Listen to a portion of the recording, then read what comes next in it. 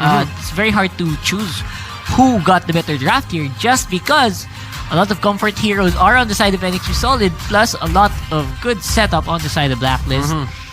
It's going to be a big toss-up, I would say, in this one. Nandun. So, it's actually an extra target.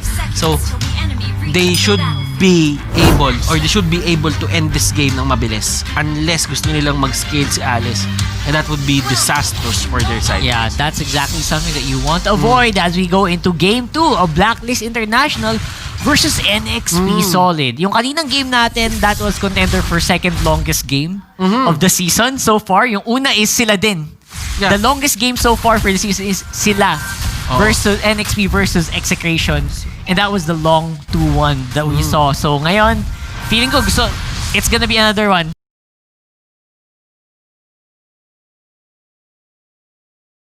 Possible naman. With the lineups they have, a lot of wave clear on both sides and big team fight capability. And look at the, two-man stun dito. Renny J actually getting caught, pero tignan natin dito kung meron bang mangyayaring pag-intercept. That won't happen. And ito na nga yung sinasabi din natin for Blacklist International, since napag-usapan natin yung win conditions ng NXP Solid, pag-usapan natin yung Blacklist International. Utilize si Eson with this Atlas. Nakita natin kung paano yung gamitin to against MPL-PH, kung paano yung sinetup yung lahat ng pickups doon for full clip. And I feel that enable the full clip is still a thing dito on the side of Blacklist International. There is Dexstar on the stacks din. Patagalin nyo yung laro just enough for Dexstar to get the stacks kung hindi nyo man makuha yung early snowball, and doon kayo mananalo. So those are the two requirements para sa magkabilang teams. Yep. Win conditions are gonna be very similar for both of these players. Obviously, with the picks that they have, yun Lancelot as well as this Link. Now we are going to see a little bit of a slower game compared to kanina, which is a sign na parang on the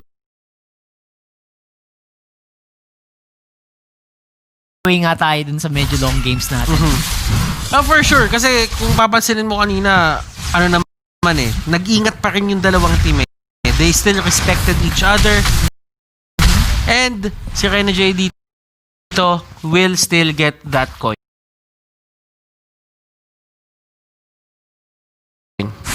Siya pa rin ang nakakuha. Yep, exactly.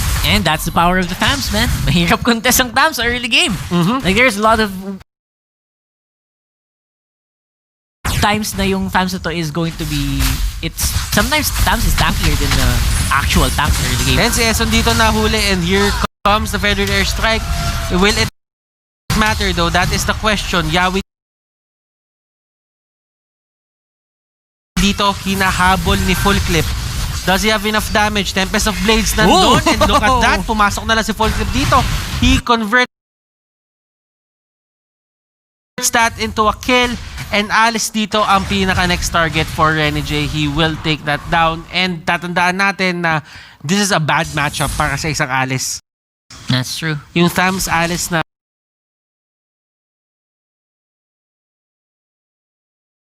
matchup na yan, that's really not going to the side of Alice anytime soon. I actually thought kanina si Yawi was gonna survive. So far, this FAMs Alice lineup matchup is something that we've seen actually previously. We've seen this recently, and it really went so bad for the Alice. So again, super surprised with the plays that Blacklist are pulling off. Surprised na si Yawi din yung nagiging target nila, which is dapat hindi. So Blacklist here is just coming up with new stuff here to impress us. MB dito, hinahawi-hawi ni Edward. Tatandaan mo pag ang buhangin, pinainit mo, nagiging glass. Oo, tama diba? So, easy lang. So, malupit. Easy lang. Mamaya, pununan ng ano yan. Matapakan nyo pa yan. Matapabubog. Mabubog pa kayo dyan. Huwag kayo mabubog dyan. Kaya mabubog. Still, onto the bottom lane. Bottom lane na Rockhart, kinukuha na lang nila yung turrets dito. They know that they cannot contest that because of the innate nature ng H2O Lancelot na yan. And look at that, Chester dito will be the target. Full Clip dito, can he take that kill? Yes, he will. Renny J on the other hand, gusto niya pa rin talaga lumaban. Full Clip dito, tumatakbo. He has the Finch poise and he will get away. So compared to last game though, dalawa na lang ang instant lockdown dito ng NXP for against a Ling, which is going to be obviously Chester on the Popoling Koopa and Yawi. So other than that, it's gonna be very hard to keep full clip locked in compared to last game that there was a long duration na lock up potential. Uy. So ito yung kala ko makuha. Pumapasok si full clip ng ganon. And Mainit. he really just tried to get that certain, grab coin para ma-accelerate lang yung farm dito ni Ling, ni full clip, but still it won't really matter as meron na namang nangyayaring laban dito sa may taas and they will go for the chase. They know that they have the upper hand. MB dito falling very low, wala siyang Firaga armor, and look at this, full clip unloading on Grabe everyone. naman. Full clip is activated, ladies and gentlemen. Grabe.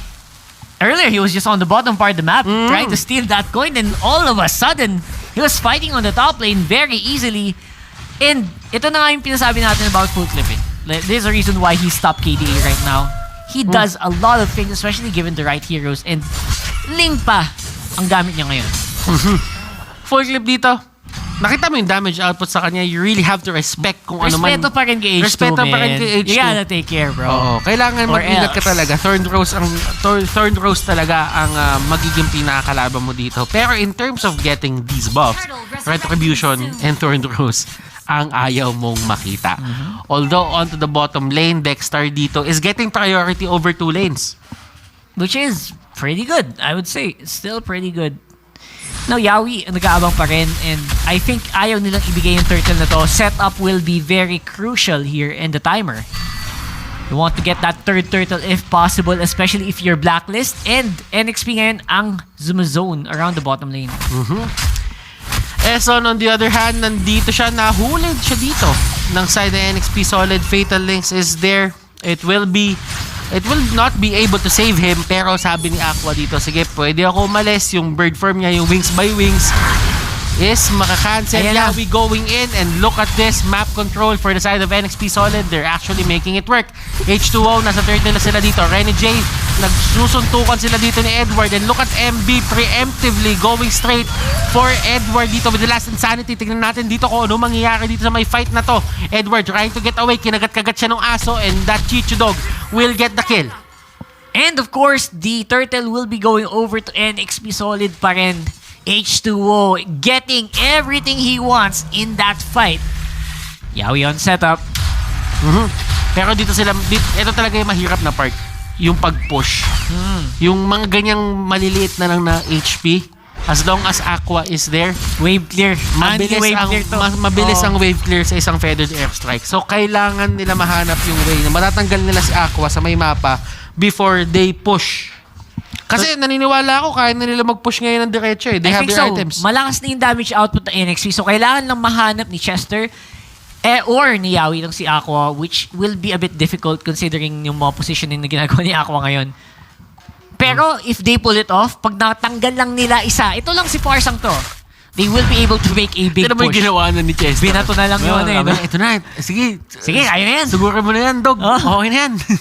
Fetch my tower. Fetch my tower na, okay. Pwede na yan. At least nakukuha na natin yung middle lane nila. And that is going to be a big advantage for the side of NXP Solid. Pero ito na naman si Yawi with the initiation. Full clip getting caught out. H2O done. Going for the slide and taking down that link. That's what we're talking about, boy. Ito na yung sinasabi natin. Yawi on the Kufra. Para na siyang sobrang natural na niya, di ba? Sobrang, it's just comfort. Kung comfort lang, ito na yun, max level. H2O getting out. Yawi dito will be the sacrifice. Magiging sacrifice kaya. And he will get a Cyclone Eye. Grabe. Hinahabol siya Malayo na inabot na. And nakatakas pa si Yawi. See, just exactly what I'm talking about. These things are so natural for him already. He has navigated thousands of Kufra games for sure. And this is not gonna be any different. Feeling ko, ban talaga eh. Baban mo talaga eh. yung Cupra eh, no? Feeling ko talaga eh, parang mali, no? Mali na binibigay mo talaga yun. At the same time naman, goods talaga yung ginagawa ng team to keep it up. And for Chester to allow a lot of these stunts. Yung ginagawa niyang panghuli, malaking bagay din yun. I mean, naniniwala naman ako na may plano sana yung, yung Blacklist International for that Cupra. Kaya nila hindi binan.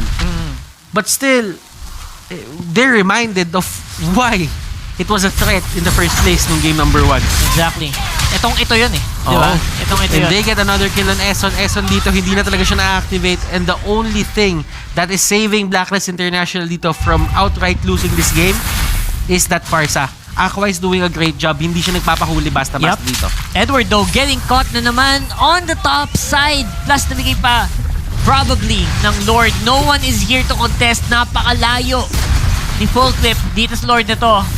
I don't think that's gonna be anytime soon. And I guess ito yung gagawin mo. If you're Full Clip in this regard, if you're Blacklist, sabihin mo, mag-push ka na lang. Just keep the minion waves in control para at least mamaya, pag nasalo natin yung Lord, isang lane lang or dalawang lane lang ang kalaban natin. And we are actually, we could be proven wrong by NXP Solid dito. Kasi sinabi nga natin kanina na baka nga mag 2-1 to. But right now, 2-0 gusto nila, man. Gusto ng NXP Solid 2-0. Oo. And beyond expectations, ang mga nangyayari dito, because we know that these are two very talented teams. Absolutely. I mean, they gotta come up with something and something faster because Blacklist, medyo nahihirapan na sila to secure the waves and even Aqua's wave clear and Dexstar is sobrang baba na din. Tinan mo yung aso. Lumaki yung aso habang hinahagat dito. Si Full Clip. But still, that is the Lord. Will it take down yung turret? Hindi naman. Kahit papano, Yawi is there waiting for the proper time. Nakita siya ng feathered airstrike. At tignan natin kung may aabot siya ng talon dito. He will actually stop it. Cancel niya dito yon. And Edward is the next target. Look at H2O. Napaluhod. Si Khalid dun sa may harap. Edward not really looking at what damage output H2O has. Ito yung isa sa mga pinaka-importanting part for the side of Blacklist International. Now, they are down. Pero hindi pa agad-agad makakapush dito yung NXP Solid. Because of the Farsa nga. Kasi kailangan talaga nila mahuli yung Farsa muna. Exactly. And it's gonna be very difficult. Pero, unti kakachika-chin na lang natin yung tower, sabi ng NXP. I think that is gonna be the case here. Gusto sanang patagalin sana ng Blacklist to, pero ayaw na talaga ng NXP. They want to close this out. And they know, alam nila, na kaya nila. Pinipressure nila dito yung mga wave. Kumbaga, ang mangyayari, gagamit si Farsa sa isang wave ng feathered airstrike. Si H2O, kamunti ka na mahuli doon. Full Clip dito, going for the chase. He will take down H2O. Is this the turnaround na hinahanap ng Blacklist International? Chester trying to get away, pero sabi ni Dexstar, ladies and gentlemen, ako na ang bahala dito. Feathered airstrike will connect on that Chester, Popol, and Koopa, and it will go down. Gillette instant replay, hashtag shave the day. What happened there, Rockard?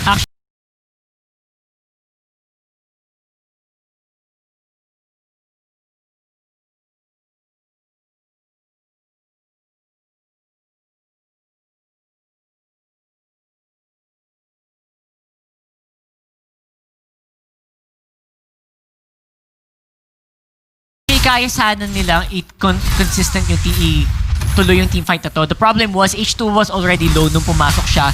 That's why napa-phantom execution siya palalbas. And after that, medyo kinulang na ng bawas si NXP. And because of that, they were able to concede and Blacklist was able to defend that Lord. Sorry, that push on the bottom. So, aggression for aggression dito. And nakita mo naman si Edward, tinapon na lang yung kanyang ultimate to stop the aggression na pinapakita ng NXP Solid.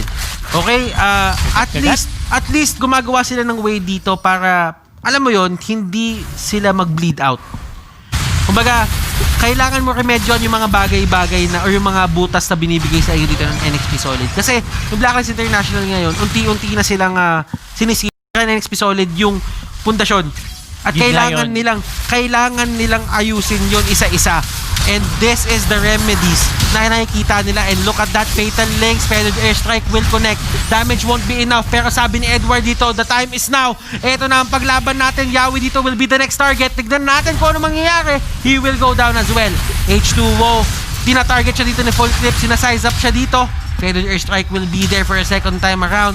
And sabi ni Full Clip, huwag na natin i-go. Nakuha na natin yung pakay natin. Yep. And todo bigay si Full Clip dito sa laban na to. Talagang siya yung nasa front all the time. And he's also getting a lot of the kills. So that's actually where you want to be. 7-1 on that link. So now it's going to be the waiting game. At habang tumatagal yung laban na to, mas pumapabor sa Blacklist. Their scaling, even on their mages, is going to be good.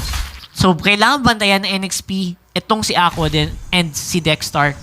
Kasi Aqua's gonna go down, but Dexstar, as an Alice, kita natin pag nakastacks ng Anli yan, hindi mo din kayang tiisin yung bawas niya mamaya. Ito na yung sinasabi natin. It's taking time for NXP Solid to finish this. There is a chance na yung Alice dito yung talaga magkaroon ng isang malaking impact mamaya into this game.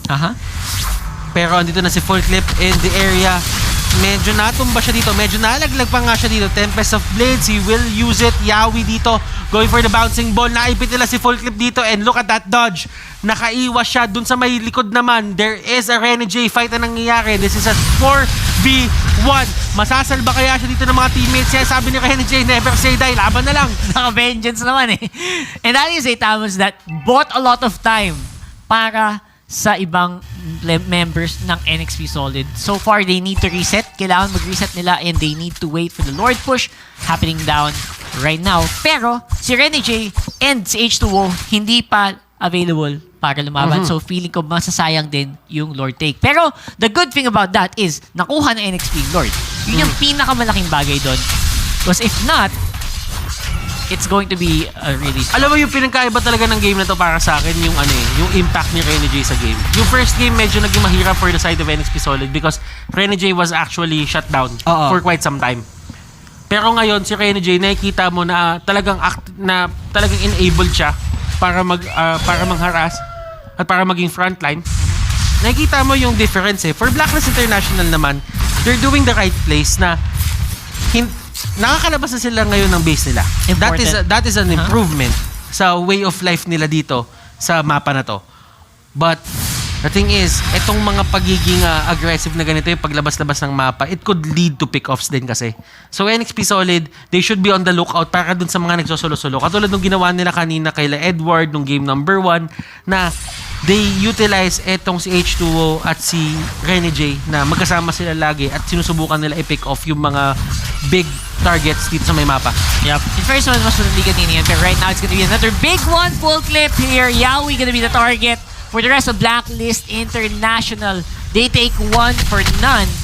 And Oy, nahuli nila yung Farsa. And nagawa ni Renegade yung trabaho niya. Pero this is a 3v4. Ipipilit pa ba nila to? That is the question. Andyan din si Popol. So make this a 3.5b4. 3.5. Hindi kasi may aso eh. May aso eh. May bilang yun. Like ngayon, siya yung bumabawas, siya yung nasa harapan. Papabalikin muna yung Chester. Dexter in the middle of the fight. Again, once more ultimate activated. No need for the Winter Truncheon. MB goes down.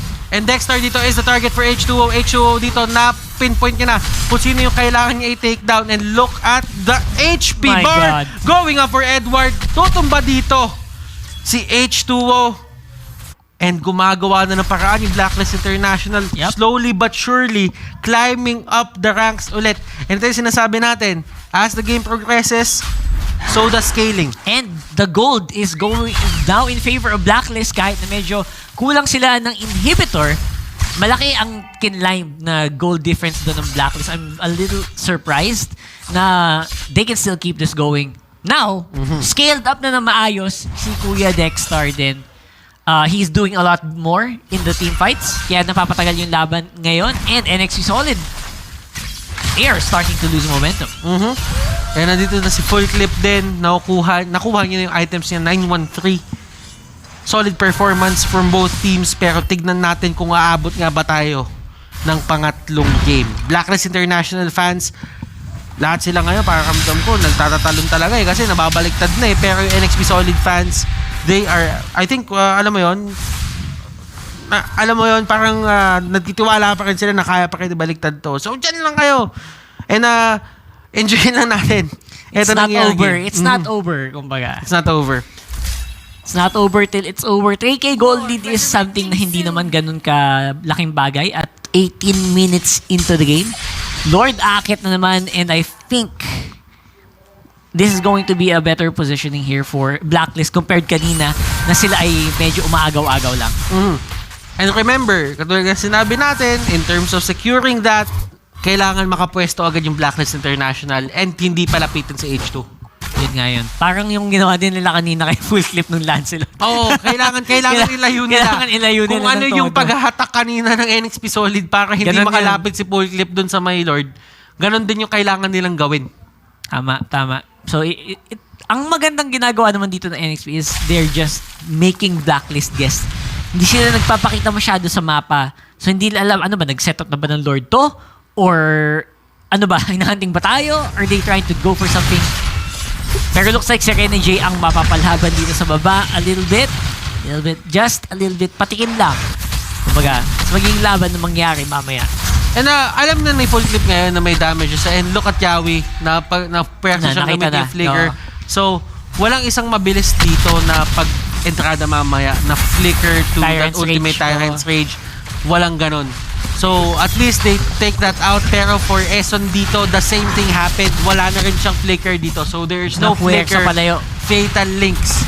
Natanggal ang mga tangke. Kagalingan sila ngayon initiate with their own devices na walang advantage. Yep. So, tignan natin sino ang lalamang sa ganun. Pero for now, wave control muna tayo. Wave control muna tayo for both of these teams. And waiting for the waves to go in line. I think yun lang inaantay din ng Blacklist eh. Itong Lord medyo napapanis na dito sa gilid. Hindi ko alam kung magiging priority ba to. Pero kung NXP sana nag-Lord ngayon, they probably could know. Pero hindi din alam kasi ng NXP kung nasan ba ang pwesto talaga ng Blacklist ngayon. Kasi Full Clip and Edward are just near the bushes. They're not... Head back into the game. Nag-ready na sila dito. Paano nga ba mako-conclude etong game number 2? Not true. Malalaman na natin Feeling ko yan. pang ano na naman to. Malalaman na longest natin games yan na naman in to. just a bit. And we are heading into the 20-minute mark. Look at this. H2O na paalis. Fatal links will connect.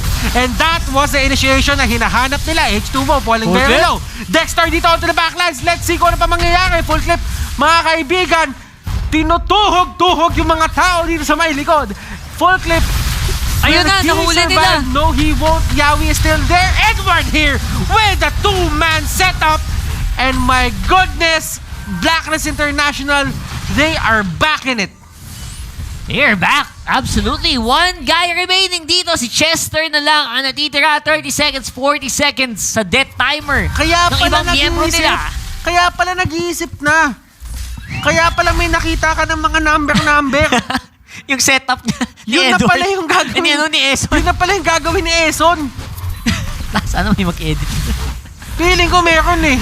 Daddy Shark, ikaw na. Daddy Shark right after the post, no? Oo. Putik yan, no?